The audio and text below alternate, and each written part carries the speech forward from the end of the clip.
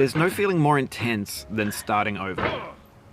If you deleted your homework the day before it was due, as I have, or if you left your wallet at home and you have to go back after spending an hour in the commute. If you won some money at the casino and then put all your winnings on red but it came up black. If you got your best shirt dry cleaned before a wedding and then immediately dropped food on it. If you won an argument with a friend and then later discovered that they just returned to their original view. Starting over is harder than starting up. If you're not ready for that, like if you've already had a bad day, then what you're about to go through might be too much. Feel free to go away and come back. I'll be here. Alright, thanks for coming with me on this trip. I'll understand if you have to take a break at any point. Just find a safe place to stop and quit the game. And don't worry, I'll save your progress, always, even your mistakes. This game is a homage to a free game that came out in 2002, titled Sexy Hiking. The author of that game was Jazzuo, a mysterious Czech designer who was known at the time as the father of B games. And B games are rough assemblages of found objects. Designers slap them together very quickly and freely, and they're often too rough and unfriendly to gain much of a following.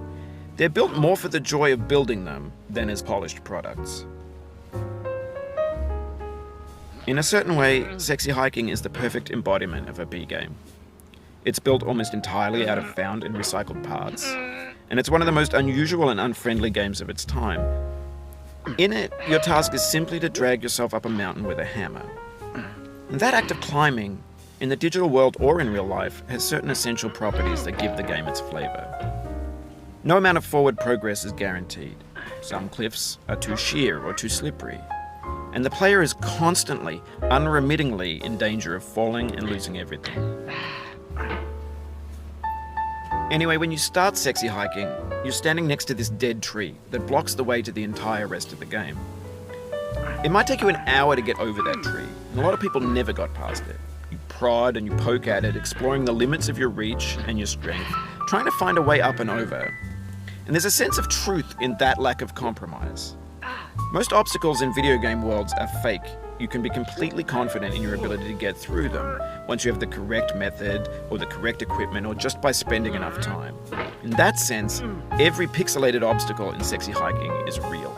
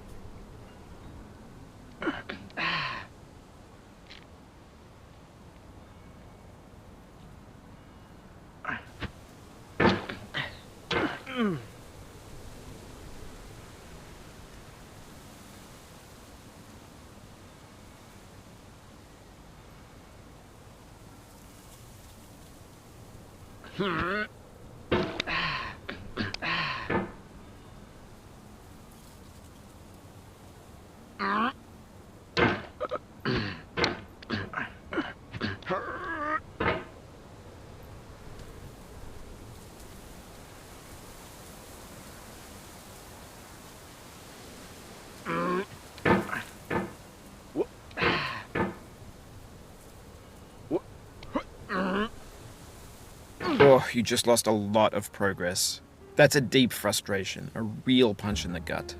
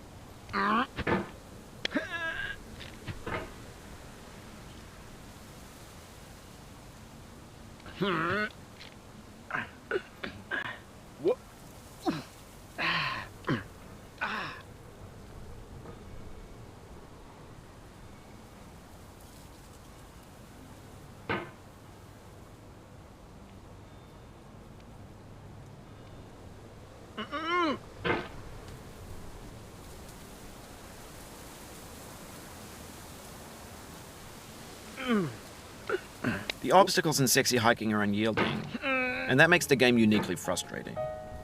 But I'm not sure Jazzuo intended to make a frustrating game. The frustration is just essential to the act of climbing, and it's authentic to the process of building a game about climbing.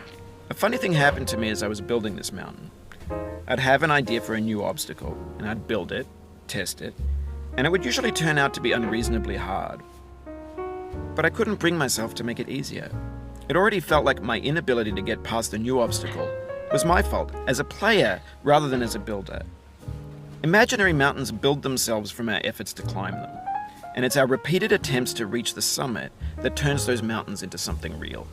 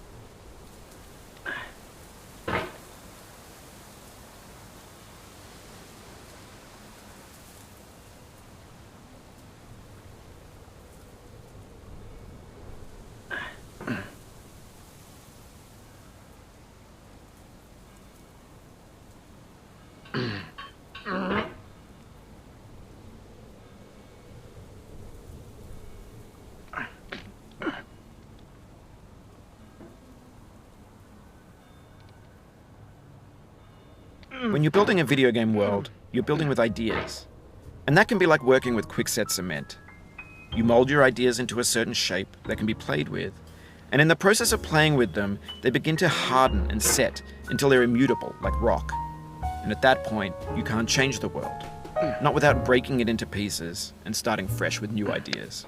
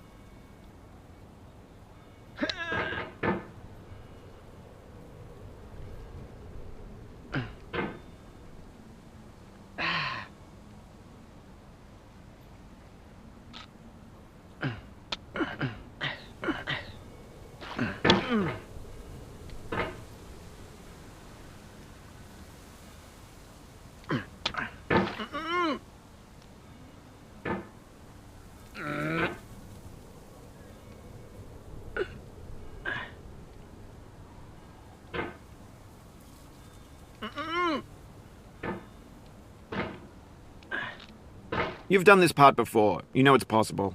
Just do what you did the first time.